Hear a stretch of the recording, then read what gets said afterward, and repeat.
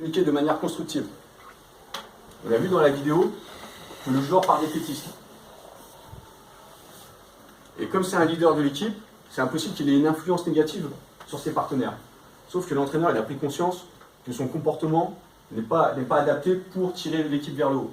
Au contraire, le fait de dire, de toute façon, les vendredis, c'est des fêtes, inconsciemment, il tire l'équipe vers le bas.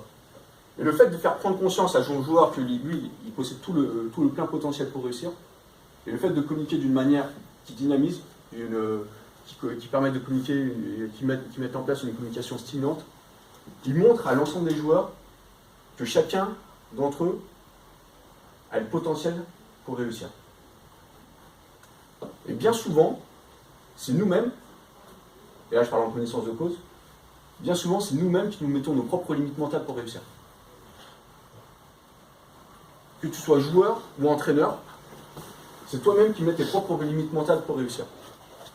Alors bien sûr, il peut y avoir une confiance fragile, il peut y avoir un complexe d'infériorité, il peut y avoir la peur du regard, la pression du résultat, et tous ces éléments peuvent nous faire foirer et peuvent nous empêcher de passer à l'action. J'ai vécu ce genre de situation. Moi, j'étais 4e gardien de but de l'Olympique Lyonnais, donc j'étais en concurrence avec Grégory Coupet, Rémi Varcoutre et Nicolas Pubois, si vous connaissez. Et moi, j'étais 4e gardien, donc il y a une dizaine d'années, un peu plus. Et puis je me disais, mais finalement, qu'est-ce que je fais ici?